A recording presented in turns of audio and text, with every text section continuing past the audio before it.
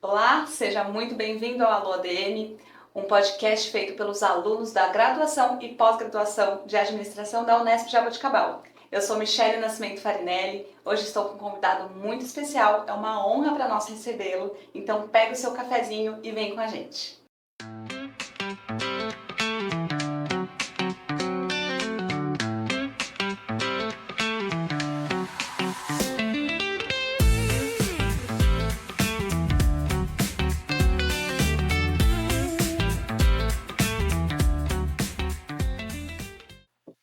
Bom, então para este papo muito especial, o nosso convidado, o professor Roberto Rodrigues. Professor Roberto Rodrigues, que tem um papel muito importante, inclusive para nós aqui da Unesp de Jaboticabal, e tem um currículo extremamente extenso, engenheiro agrônomo, uma das principais referências do agronegócio brasileiro. E nós temos a honra de recebê-lo. Ele tem uma trajetória marcada pela liderança em inúmeras entidades, inclusive internacionais, não é, professor? E também teve uma trajetória marcada também como ministro da Agricultura no Brasil. E nós queremos agradecer primeiramente pela sua presença aqui. O senhor também foi professor da Unesp Jaboticabal e colaborou com essa instituição por muitos anos. Continua colaborando, O que muito me honrou, viu, Michele? Que bom. Para mim foi uma honra, um prazer e uma glória ter sido professor por mais de 3 décadas aqui em Jaboticabal, onde mais aprendi do que ensinei. Estar com você aqui é um privilégio para mim. Muito obrigado por essa chance. Que bom, professor, é um prazer te receber. Nós sabemos que este é um momento especial, muito especial para nós. Nós estamos celebrando aqui um ano de podcast e não poderíamos deixar de ter um convidado tão honroso para nós. Obrigado, filha. E com essa trajetória tão longa, eu já vou iniciar um pouquinho a nossa conversa. Com essa trajetória tão longa, e o senhor deve ter realmente visto muito da história da agricultura no Brasil e participado também dela como integrante ativo, e não só no Brasil, mas também fora do Brasil. Como que o senhor pode nos iniciar nossa conversa, nos ajudando a trazer um pouquinho o panorama de quais foram grandes marcos principais na agricultura do Brasil? Hoje nós temos uma posição muito relevante, mas sabemos que nem sempre foi assim. É verdade. Bom, são muitos temas, mas está perguntando os principais. Olha, a agricultura mundial, até os anos 80 do século passado, é liderada pela tecnologia temperada do planeta. Sim. A agricultura era forte no hemisfério norte. Estados Unidos, o Canadá, na Europa, alguns países asiáticos. Então, toda a tecnologia era lastreada na edafoclimatologia temperada. Mas, tanto isso é verdade, que um grande estadista brasileiro, Dom Pedro II, um homem extraordinário, com uma visão de futuro extraordinária, criou o agronômico de Campinas. O estudo agronômico foi criado pelo Império, por Dom Pedro II, que ele trazia, na sua visão, era um homem realmente com a visão de estadista, era preciso desenvolver agricultura para que houvesse alimento, energia e fibra para todo mundo. Sim. Criou o agronômico, mas foi buscar cientistas franceses, alemães para desenvolver agronômico. Então nós introduzimos o padrão tecnológico temperado num banho tropical. Foi um sucesso, avançamos muito, obviamente, mas sempre com aquela mensagem temperada.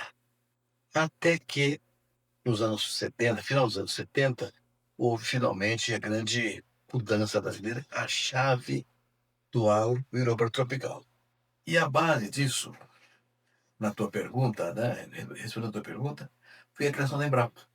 A Embrapa foi criada em 1973 por um agrônomo gaúcho, Luiz Fernando Cid Lima, com base numa ideia que ele tinha trazido de Minas Gerais, São Paulo, de que sem tecnologia não haveria uma plataforma de lançamento adequada para a agricultura brasileira. A Embrapa, então, foi criada em 73, mas em 74 mudou o governo e assumiu o Ministério da Agricultura Alisson Paulilelli, um homem com uma visão também extraordinária. Ele enxergou que era preciso, de fato, tropicalizar a agricultura. E, ligado a um grande cientista, Eliseu Alves, que é vivo até hoje ainda, uma glória do agro brasileiro, fizeram uma coisa inédita. Contrataram mais de 1.000 técnicos de uma vez só. Era regime militar, tudo era possível. Sim. 1.000 técnicos de uma vez só e mandaram esse pessoal para fora para dar rota tecnológica. Vão lá fora aprender como é que faz uma rota tecnológica. Aonde? No mundo temperado. Estados Unidos, Europa, Ásia. Esse pessoal foi, aprendeu a fazer, a gerar tecnologia, voltaram para o Brasil e aí receberam a ordem do Eliseu. Agora tropicalizem isso. Essa foi a grande virada de chave do Brasil. A tropicalização da tecnologia tropical sustentável, mais do que tudo. Bom, então esse foi um ponto central. Mas aqui tem uma consideração curiosa. Nesse tempo, nos 70, 80 do século passado, o Brasil importava 30% da comida que consumia aqui. Era impossível, para desse tamanho, importar comida, importar carne, né? Era impossível. Era um regime militar, tinha uma visão estratégica de país. Essa visão estratégica incorporava um tema principal, a conquista do espaço vazio do Centro-Oeste. E até a frase usada pelos líderes do governo que tempera. Integrar para não entregar. O risco de perder aquele território era um vazio gigantesco, né? E criou-se, então, pelo governo, um programa chamado Polo Centro. Era um mecanismo de crédito para comprar terra barata no Cerrado brasileiro. E era uma terra fraca, pobre, era estéril, com pouca matéria orgânica, pouca fixação de água, era muito pobre, erodida, uma terra muito ruim. Tanto que era uma falácia daquele tempo, dizia-se, cerrado, Deus me livre, nem dado nem herdado. Né? Porque imaginava que não daria nenhum tipo de coisa. Exato, porque era terra ruim, terra ruim. Mas, com trabalhos iniciados no Agronômico de Campinas e que a Embrapa consolidou, o cerrado foi domado com tecnologia, correção de solo, adubação, era muito domado. Esse programa Polo Centro, que o governo federal lançou, financiando terra, trouxe gaúchos, particularmente, que tinham pequenas propriedades no Rio Grande do Sul, famílias grandes, aquilo não era sustentável, e foi para o Centro-Oeste. Depois vieram paranaenses, catarinenses, paulistas, mineiros, capixabas, nordestinos. O Brasil confluiu para o Centro-Oeste. E conquistou áreas que eram inexploradas e pouco desejadas.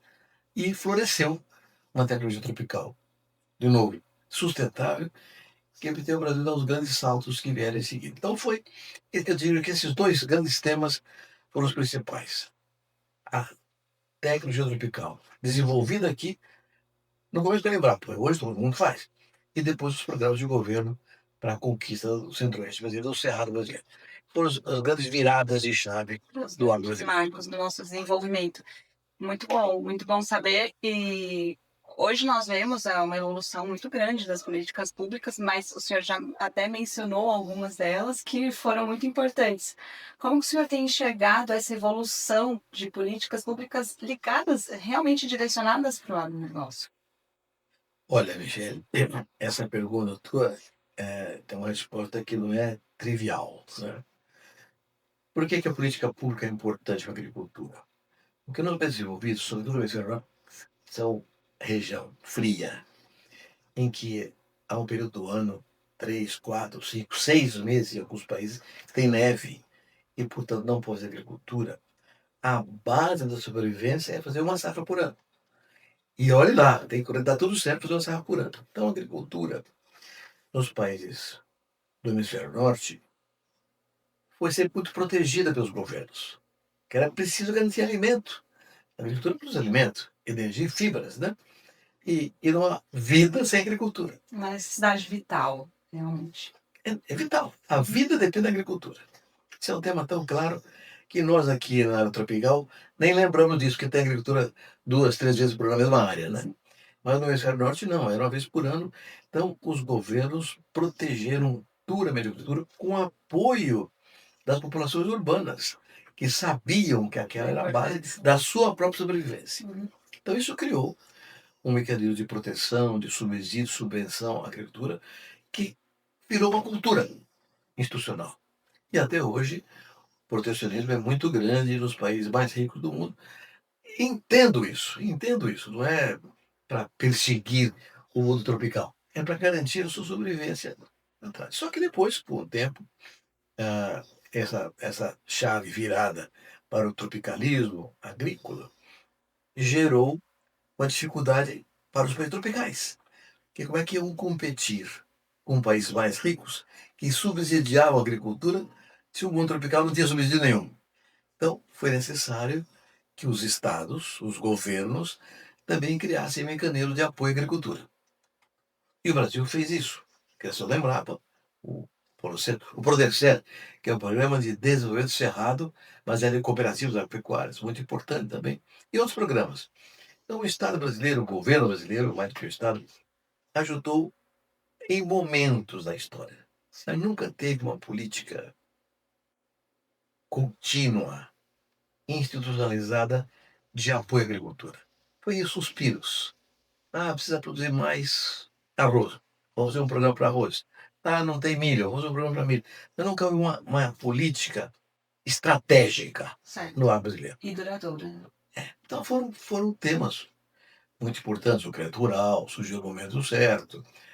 Programas ligados a investimento, por exemplo, para estrutura, porto, ferrovia, mas sempre muito menos do que precisava e muito incerto. Não havia uma direção harmoniosa e permanente de política pública. Isso persiste até hoje. Então, a gente não pode dizer que não houve apoio de governo. Houve. Mas não houve uma coisa sistemática como é no mundo desenvolvido. Isso segue até hoje. Eu tenho a tristeza de dizer isso para você. O Brasil é o único país agrícola importante no mundo que até hoje não tem uma política de renda para o campo. Todos os países do mundo têm seguro rural, tem crédito, tem mecanismos que garantem estabilização da atividade produtiva. Aqui no Brasil não tem. Aqui as coisas vão aos trancos e barrancos. Quando chega no limite que a vida supera, aí vem uma política pública ou certa, mas não tem uma continuidade. Então, esse é um defeito da estrutura intelectual brasileira de governo. Né?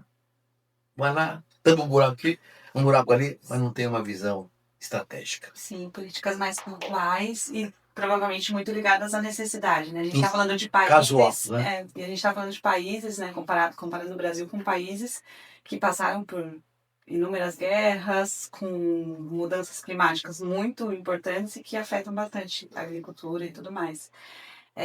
Indo um pouquinho mais para o presente, né? Falando um pouquinho mais da atualidade, com todos os desafios que o Brasil já enfrentou, inclusive em políticas públicas, ainda assim temos uma relevância muito, muito grande, muito importante no mundo.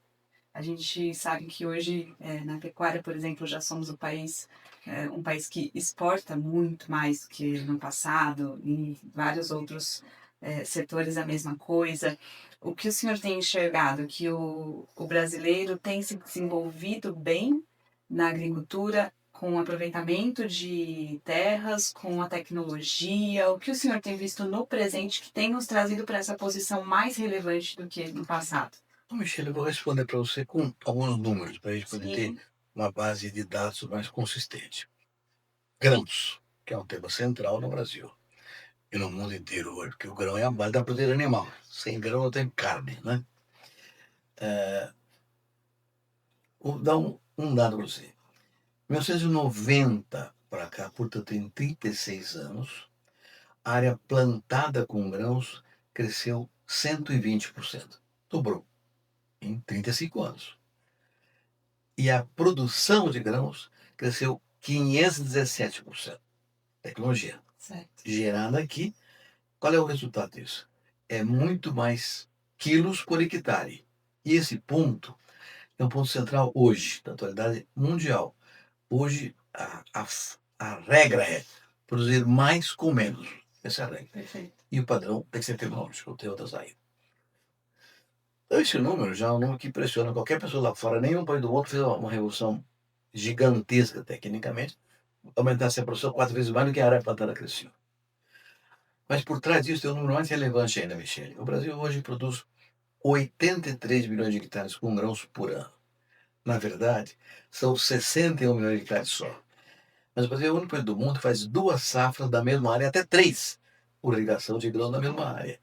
De modo que a soma das 3 áreas no mesmo ano dá 83 milhões de hectares. Se Se nós tivéssemos hoje a produtividade que tínhamos por hectare em 1990, necessitaríamos mais 149 milhões de hectares para começar esse ano. Ou seja, nós preservamos 149 milhões de hectares de desmatamento ou de qualquer outra atividade. Isso é sustentabilidade na veia, é na veia. E não é uma questão romântica ou pragmática, se quiser, de meio ambiente ou de combate à desertificação ou mitigação das mudanças climáticas. É ciência. É tempo de foi feito, não é um negócio tão prometendo. Foi feito. Ninguém fez isso como nós fizemos. Então, em termos de contemporaneidade, esses números mostram a evolução que a ciência permitiu com a tecnologia. Com uma eficiência muito maior, né? Mais com menos. Mais com menos. E isso ainda é pouco. Há muito que fazer ainda. Mas tem mais coisas. Nós vivemos no mundo dos anos 70, ou acrescentando lembrar, simultaneamente, a grande crise do petróleo. O Brasil, naquele tempo, não tinha petróleo. O Brasil não sabia que tinha reserva de petróleo naquele então. E tudo que nós exportávamos para o mundo era para comprar petróleo lá fora. E criamos o PROAL. Foi o único país do mundo que criou um programa há 50 anos, né, em 1975, um programa alternativo ao combustível fóssil, que é o álcool, que hoje a gente chama de etanol, de cana. Então foi um projeto extraordinário, porque o álcool de cana emite 9% do CO2 que a gasolina emite. Então foi uma revolução na questão energética. Essa coisa é tão relevante, a gente esquece. A matriz energética brasileira tem 50% renovável. A do mundo é 15%. Nossa, é 3 vezes maior que a do mundo. Uma grande diferença. Só que desse 50% renovável, mais da metade é agricultura. Etanol de cana, etanol de milho, biodiesel de soja desenvolvido, eletricidade gerada pelo bagaço da cana, biometano feito com dejetos animais. Então hoje, lenha, né? Lenha é agricultura.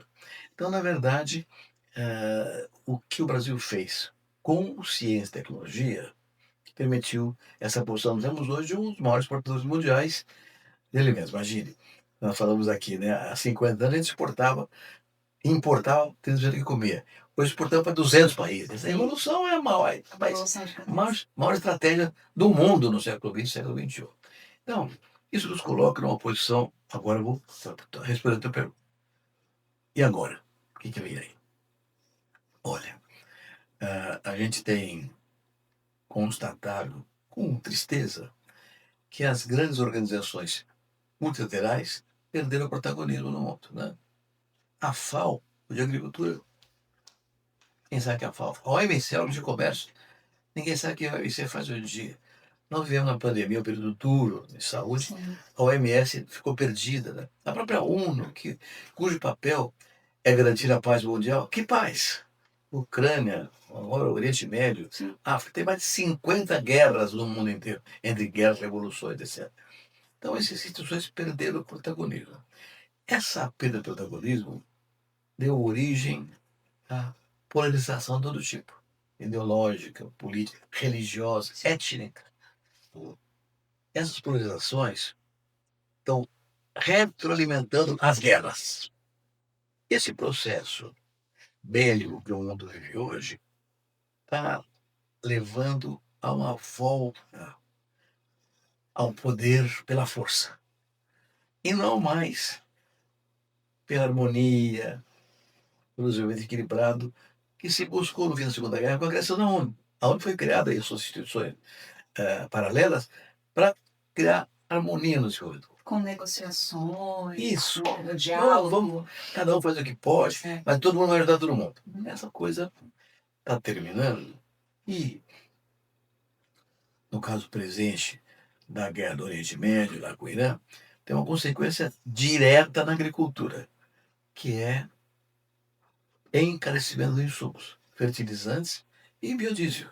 São temas centrais para a agricultura. Mas mais grave do que isso é o contingenciamento de exportações daquela região para os países consumidores, como no caso do Brasil, é tão grave que mais do que o preço que vai subir, é que não vai ter fertilizante para todo mundo. No Brasil, nos Estados Unidos, nos países do mundo inteirinho. Então, há uma consequência que me assombra, Michele, quanto a esse fato todo, que é a falta de comida para todo mundo. E segurança alimentar é a única garantia de estabilidade política e social de uma nação. Uma nação sem alimentos é a guerra. Sim. O povo derruba o governo porque é a vida. É a vida está arriscada. Então eu vejo hoje esse processo todo no mundo e me preocupa que acabe logo essa coisa. Não é essa guerra, as guerras todas, para que o supremo de insumos seja normal e permita a libertação do mundo. Muito bem. Esse é o, digamos, a visão globalizada. E nós? Numa condição curiosa está acontecendo, porque no tempo da Guerra Fria, que acabou com a queda do Muro de Berlim, o mundo era dividido em Washington e Moscou, era Estados Unidos contra a Rússia. Isso acabou com o fim da Guerra Fria, mas hoje é o Ocidente contra a Ásia. Blocos gigantescos que tiram espaço para a Europa, por exemplo. Então, o Ocidente aqui, digamos, na Américas e a Ásia, China, basicamente, e continentes inteiros como a Europa estão perdendo poder. Isso tudo é muito grave sob a ótica da alimentação, da segurança alimentar, e pode levar a mais questões bélicas. Muito bem. Então, nós somos nesse confronto Ocidente e Ásia, nós somos um país ocidental muito ligado à Ásia, comercialmente falando. Então, nós temos uma posição curiosa, híbrida, um país muito grande que pode atender ao mundo inteiro, ao Ocidente e à Ásia. E aqui é que eu imagino, filha, que o agronegócio brasileiro terá um papel crucial. Nós somos o único país que desenvolveu uma tecnologia tropical sustentável. Mas ela é replicável no mundo tropical.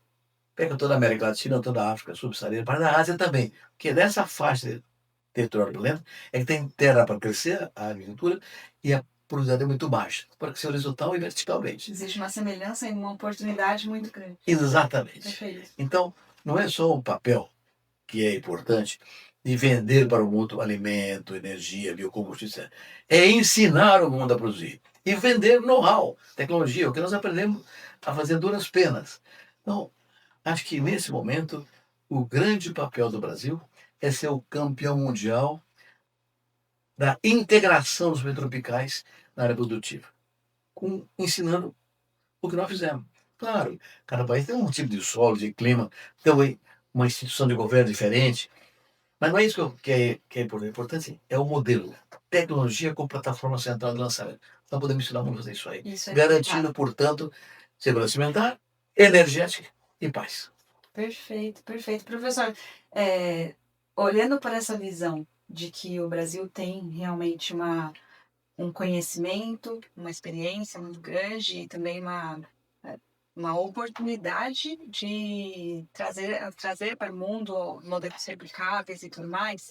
E o senhor tem participado, e não só participado, mas também liderado muitas frentes internacionais. O senhor tem visto esse protagonismo do Brasil, essa iniciativa de se relacionar com países, principalmente os tropicais, trazendo, compartilhando conhecimento, desenvolvendo esses modelos que possam ser replicáveis? O senhor tem já visto isso?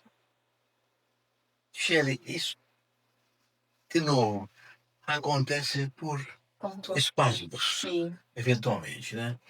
Mas não há uma estratégia para isso. Você assumir esse comando, tem que ter uma estratégia, tem que ter uma visão de integração global que nós não temos ainda, infelizmente. E não temos, em boa parte, por culpa nossa, do país mesmo. Retomando aquela conversa inicial, que a Europa sempre honrou a sua agricultura como base da sobrevivência. Isso é uma consequência. Nós temos agora, por exemplo, na iminência de um acordo União Europeia-Mercosul. Um acordo importantíssimo, porque vai atingir 720 milhões de pessoas no mundo inteiro, num PIB de 20 trilhões de dólares. Então é o maior acordo comercial do mundo. Está entrando em vigor agora em maio provisoriamente até que as coisas avancem. Mas alguns países europeus são contra. A França, por exemplo, o presidente Macron da França é contra o Mercosul. Qual é o argumento dele? Defender os agricultores dele. Eu entendo. A Espanha, a Itália, alguns países do leste europeu, defendendo seus agricultores da concorrência com países competitivos, como o caso do Brasil. Eficiente, como digo, e sustentável. Mas é isso mesmo. Seria um argumento aceitável, não posso negar, que o governo deve defender o seu país. Mas acho que é mais do que isso, sabe, Michele? Eu acho que é um tema cultural. Sim. Exatamente aquela raiz histórica que a agricultura foi a base da vida na Europa, fez com que os cidadãos europeus urbanos amassem a agricultura. Eles amam, têm orgulho de sua agricultura, defendem sua agricultura. Por quê? Os agricultores da França são 2% da população. 98% da população vai ser beneficiada no Mercosul, na União Europeia. Porque nós vamos comer melhor, mais barato, mais qualidade. Mas esses 98% preferem defender os seus 2% por questão histórica, doutrinária e emocional. A visão urbana na Europa é que a agricultura é fundamental. Aqui no Brasil, pelo mundo tropical, essa coisa não acontece, não é muito importante. Com isso, falta estratégia. Falta uma visão de integração efetiva, não só de governo, mas de Estado, em que todo mundo trabalha na mesma direção. E isso não está acontecendo. Então, há um estudo feito pela OCDE, por exemplo, recente, que diz o seguinte: tem que alimentar o mundo, e senão não haverá paz. Para alimentar o mundo inteiro, nos próximos 10 anos, a oferta de comida tem que crescer 20%. Números redondos, 2% por ano. Sim. Não é bem assim, mas vamos 2% por ano. Moleza. Para nós é uma moleza.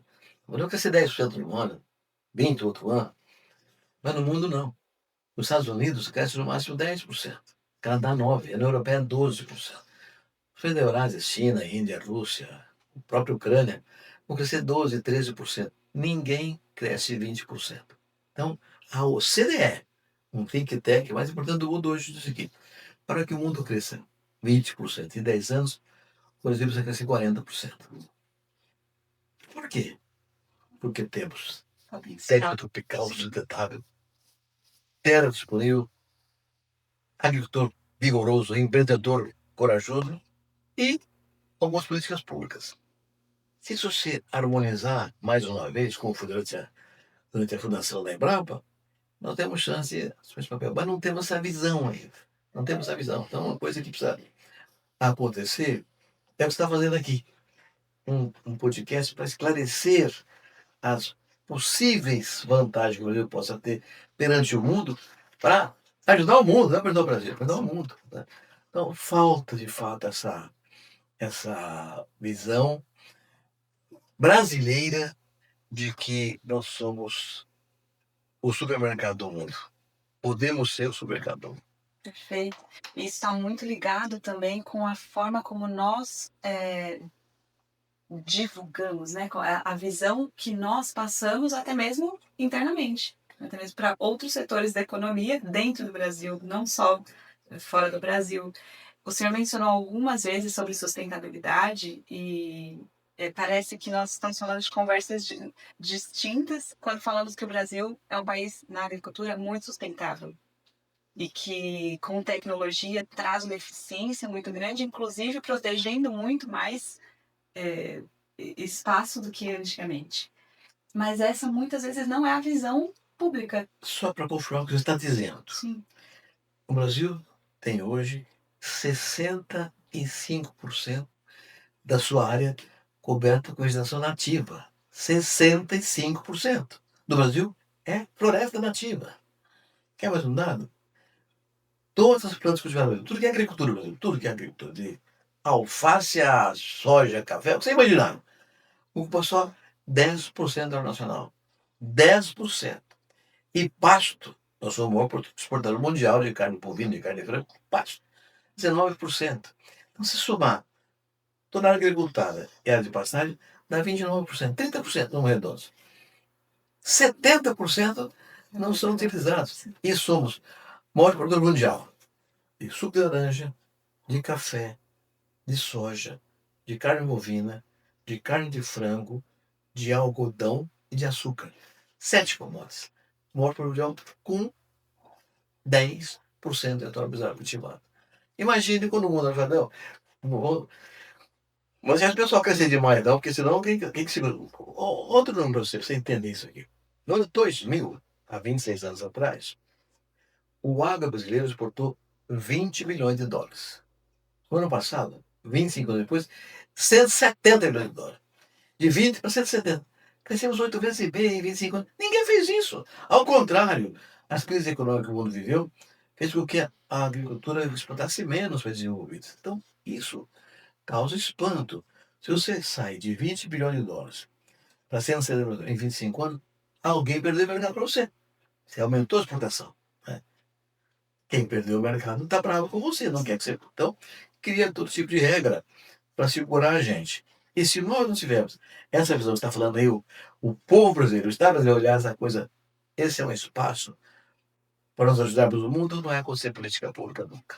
Perfeito. E o senhor enxerga que nós temos evoluído, principalmente no comunicar ao brasileiro e aos outros países também. O senhor esteve presente, inclusive, participando da COP30, e provavelmente o senhor deve ter tido já uma visão mais globalizada de como o mundo tem visto o Brasil nesse sentido sustentável, e nós estamos melhorando nessa comunicação, nós temos passado essa visão de uma forma melhor do que antigamente? Eu acho que sim, temos passado.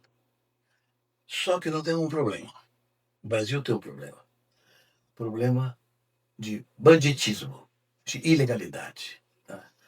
Por exemplo, há desmatamento ilegal na Amazônia. De fato, existe. Quem desmata agricultor não, é bandido. É madeireiro, é traficante de minérios, é garimpo clandestino. Desmata ilegalmente. Tem invasão de terra produtiva. É legal. Tem incêndio criminoso, é legal. Tem uso inadequado de garimpo, tem muita ilegalidade. O concorrente, o europeu, qualquer concorrente nosso, usa o que é ilegal contra o agricultor, atribuindo ao agricultor os crimes que são feitos ilegalmente pelo país. É bandido que faz, né? O agricultor não é louco de matar ilegalmente, ele perde o patrimônio dele. Então, mas o concorrente nosso, espertamente, por poder condenar, está defendendo o dele, né? Mostra lá uma árvore derrubada com uma vaquinha na frente, fala, tá vendo? A Amazônia, desmatado para colocar. O popular na Alemanha, na França, ou sei lá, em Frankfurt, em Rouen, na França, nem sabe o que é a Amazônia, mas sabe que a Amazônia é uma coisa mítica a ser preservada. Então a contra-propaganda é maior que a propaganda. Por mais que você faça propaganda, mostre que a verdade, somos sustentáveis, uma agricultura produtiva, competitiva, sustentável, somos mesmo, de fato, somos, com energia, etc.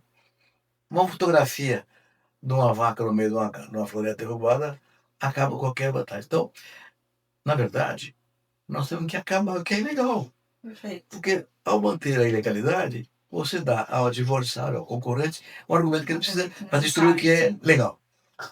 Exato, exato. Então esse é um dos maiores desafios. Eu acho que sim. Agora, você falou da COP30, foi feita no passado em do Pará. Pela primeira vez a agricultura teve um destaque. Das 29 COPs brasileiras, falava assim, alimento. Como se fosse possível para a agricultura do alimento. Né? Não tem alimento sem agricultura. Mas o pessoal que pensa que supermercado, que alimento nasce no supermercado. Não, tem que ter a produção lá atrás para poder ter supermercado. Mas na COP30 o Brasil teve um destaque importante. O presidente da COP, que é o embaixador Corrêa do Lago, produziu esse processo e ele montou uma vitrine lá em Belém do Pará, em que delegações de estrangeiros foram ver a agricultura de baixo carbono, sustentável, soja, milho, trigo na Amazônia sustentável. Então, o pessoal viu isso aí. Bom, o Brasil realmente é craque. Porém, se você não eliminar o erro, a beleza fica sacrificada. os argumentos negativos acabam sobrepondo, não é verdade? O interesse leva, né? Sim, Leva a sim. isso. Sim, perfeito, professor.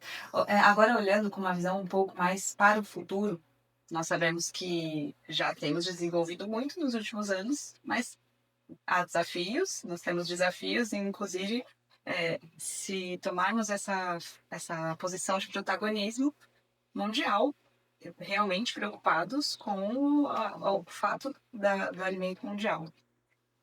O senhor enxerga que o senhor já como líder, inclusive por bastante tempo, como líder internacional de cooperativismo, certo? O senhor enxerga que esse seria um canal importante para essa eficiência da agricultura? Esse é um ponto que traria uma eficiência maior, que provavelmente já vem trazendo nos últimos anos. Olhando para o futuro, o cooperativismo é um ponto importante de eficiência? Michele, obrigado pela pergunta, Fê. Você me faz. Primeiro mexe com o meu coração, que você é uma doutrina. Uma doutrina. Mal comparando, o cristianismo é uma doutrina. Um instrumento da doutrina cristã é a igreja. Do cooperativismo é a cooperativa. Mas como doutrina tem princípios e valores. O que transforma a cooperativa, embora empresa baseada em valores e princípios socioeconômicos, não apenas econômicos. Então é uma empresa diferenciada. Mas, às vezes é difícil compreender isso. As pessoas. Como é que é de princípio, valor, é isso aí? Então, eu vou dar uma resposta para você o mais rápida possível, embora seja difícil, porque é doutrina, né? Mas o que é uma cooperativa? A cooperativa é a ação em conjunto daquilo que você não pode fazer sozinho. Por exemplo, eu sou produtor, não posso ter um armazém na minha fazenda. Tem uma cooperativa. Não posso contratar um agrônomo, um advogado. A cooperativa contrata. Não pode ter uma fábrica que transforma soja em óleo de soja, mas a cooperativa pode. Então a cooperativa agrupa as pessoas para produzir em conjunto aquilo que a pessoa sozinha não pode fazer. O que estou dizendo? O grande produtor não precisa da cooperativa, ele faz tudo isso sozinho. Sim. Mas o pequeno não faz mais. E hoje, com a globalização da economia, isso tem um agravamento muito sério, porque a margem financeira por unidade de produto vai diminuindo. Com a globalização, a concorrência, o lucro por saco de soja, por tonelada de cana, por quilo de carne, é cada vez menor. De modo que a renda só se faz na escala, não se faz na unidade. O pequeno produtor não tem escala, é pequeno, jamais terá escala. Então ele está morto, ele está morto. Nos países desenvolvidos, da Europa, Estados Unidos, no Japão, ele vive com subsídio. Aqui não, o Brasil é um país pobre, não tem subsídio. Então como é que ele vive? Fazendo escala com seus iguais, na cooperativa. Então a cooperativa passou a ser um instrumento de inclusão socioeconômica central no mundo em desenvolvimento. É o único mecanismo que permite a um pequeno produtor participar do mercado coletivamente. O pequeno produtor nunca vai vender o frango dele. O que tem? 50 frangos para vender por mês? Ninguém quer. Mas os 50 dele, mais 50, mais 50, vai dar 10 mil frangos, 50, 100 mil frangos por mês. Aí ele vende por um preço maior, porque o volume garante uma escala competitiva. Não precisa cobrar ração por 50 frangos dele. Paga uma fortuna. Mas se a empresa cobrar todo mundo, é aquela barata. Então a cooperativa tem essa característica extraordinária. Traz para o mercado uma área enorme de produtores pequenos que sozinho não tem a menor chance de sobreviver. E isso garante um tecido social mais democrático, mais justo, mais eficiente, onde todos têm a chance de avançar. Isso é tão relevante. O cooperativismo é uma doutrina muito antiga, tem mais de 200 anos. Mas as cooperativas só surgiram no mundo, na Europa, com a Revolução Industrial. Porque a Revolução Industrial tirou o emprego de muita gente. Naquele tempo, então, uma família fazia doce no quintal de casa, outro fazia roupa, outro fazia casaco, outro fazia sapato. E tinha o escambo. A indústria acabou com isso. Foi excluída. Então, por exemplo, juntou esse pessoal a fazer coisas em conjunto e isso espalhou pelo mundo inteiro. Hoje, eu imagino que exista no mundo, formalmente, alguma coisa em torno de 1,2 bilhão de pessoas só de cooperativa. Se ela tiver 3 familiares, familiar, né? Funcionário, 3 familiares, são 4,5 bilhões de pessoas. Mais da metade da população do mundo é ligada à cooperativa diretamente. Então, é uma doutrina cujo instrumento da cooperativa é um benefício social e econômico incomensurável. É preciso compreender isso e ensinar isso também. Explicar o que é cooperativa, porque as pessoas nem sabem. O cooperativa de crédito, por exemplo, que é a base de todo o processo. O cooperativa de crédito é um banco do cooperado. Ele é dono do banco dele. Então ele aplica o dinheiro onde ele quer. Até a promulgação da Constituição de 88, o cooperativa de crédito era uma abstração. Eu criei aqui em Guariba o cooperativa de crédito em 74. Mas era uma coisa que não podia talão de cheque, não podia depósito a prazo, não podia regular depósito. Eram limitações. Mas o Comitê de Constituição, aprendendo ao CB na época, um artigo deu isonomia às cooperativas de crédito, ao sistema financeiro. E com isso, criamos bancos cooperativos e hoje o crédito rural 20% é cooperativa de crédito. Então é um instrumento que no mundo faz uma diferença enorme. Nós estamos começando a crescer com esse processo graças a regras que foram criadas ao longo do tempo. Então é uma mágica, a doutrina é uma mágica. Perfeito. E para o futuro, extremamente relevante. Se você quiser ocupar esse espaço mundial que nós falamos aqui atrás, com todo mundo participando, não é só o Grêmio, todo mundo participando, só com cooperativa. Perfeito.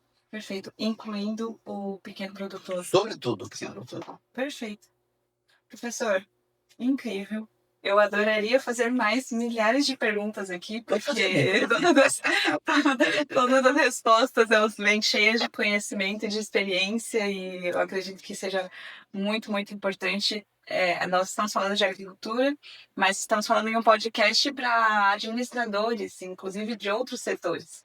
E a tua visão é realmente muito relevante, muito importante para nós. Me permite um comentário sobre o que você acabou de falar. Por favor. Você acabou de falar uma coisa relevante, porque a agricultura, como qualquer atividade no mundo hoje, precisa cada vez mais de gestão. E gestão hoje é inteligência artificial, é controles, é fazer mais com menos. Então a economia na gestão é o centro da agricultura moderna, é que faz a diferença. Isso traz uma característica curiosa. Todo mundo está investindo em gestão, está trazendo jovem. Quem entende conectividade, inteligência artificial é jovem. Então, isso é um negócio novo no Brasil. Há um rejuvenescimento na gestão agrícola graças a jovens formados em economia e administração, que vem para a agricultura ajudar o agro. Então, tem espaço para todo mundo no agro brasileiro. Ótimo, muito bom saber. Antes de finalizar, eu queria pedir para que o senhor desse uma palavra final, pensando exatamente nisso que nós estamos conversando com administradores, pessoas profissionais de várias áreas. Eu sei que é impossível resumir todo, nós falamos de passado, presente e futuro, mas se o senhor puder deixar uma palavra final para nós. Vou tentar concatenar um pensamento aqui com você. Ótimo. Conforme nós vimos aqui no programa, o Brasil é um país que tem um potencial extraordinário de ser o campeão mundial da segurança alimentar e energética, graças à agricultura, que nós desenvolvendo aqui há longos anos com dificuldades. Se o alimento é outra garantia de paz, um país com fome destrói governo, se nós formos campeões mundiais da segurança alimentar e energética, seremos campeões mundiais da paz. Então, esse é o cenário que eu desenho para o Brasil no futuro, de curto prazo, Michel, não é daqui a 20 anos. 5, 6, 7 anos, perto. É o brasileiro ser campeão mundial da paz. Uma característica. Não é agricultor. O agricultor é o começo da conversa. Qualquer bancário trabalha para a agricultura. Ele nem sabe, mas vai oferecer crédito para isso, para aquilo, está ajudando a desenvolver a agricultura. Porque tudo é ligado à agricultura. Tudo é ligado à agricultura. Agricultura não é só comida. Eu estou aqui com uma camisa de algodão. Tem que ter algodão para fazer camisa. Meu sapato é de couro. Se eu tiver um pasto com um boi que vai virar churrasco, não tem cinta, não tem sapato, não tem bolsa, né? A agricultura é tudo. A gente conversa muito, escreve muito na escola. Papel, agricultura. Uma roupa de seda que faz uma moça linda, elegante, é agricultura. Perfume é agricultura. Pneu do automóvel é agricultura. Combustível é agricultura. A agricultura é a vida. Portanto, o agricultor não vai ser ele o campeão mundial da paz. Vai ser o povo brasileiro. Um motorista de caminhão que transporta uma carga. Um produtor de pneu numa fábrica de pneu. Está usando borracha para fazer pneu. Está na agricultura. Quem faz um chip de computador está criando condições para Big Data. Big Data vai ser a base da gestão pública que leva a agricultura para frente. Então, todos os brasileiros, todos, serão campeões mundiais da paz. Se o Brasil for o campeão mundial da segurança alimentar. Para isso tem que ter uma estratégia. Uma estratégia só acontece se a população inteira entender isso e trabalhar por isso. Então, a minha mensagem era isso. Vamos ser campeões mundiais da paz. Eu quero que meus netos sejam campeões mundiais da paz. E ter orgulho de ajudar nisso aí. Mas só faremos se todo o povo brasileiro quiser ser campeão. Perfeito, professor. Muito obrigada. Muito obrigada não só por aceitar o nosso convite, mas por toda a tua contribuição com o Brasil, com a agricultura e com realmente uma preocupação e uma paixão genuína com a paz mundial. Obrigada a você por ter ficado aqui até o final dessa conversa incrível. É uma honra receber mais uma vez o professor Roberto Rodrigues aqui conosco e que você possa compartilhar essa conversa para que ela seja realmente replicada a muitas pessoas. Nós estamos no Instagram, no TikTok, no YouTube e no Spotify com esse episódio. E até o próximo. Tchau, tchau.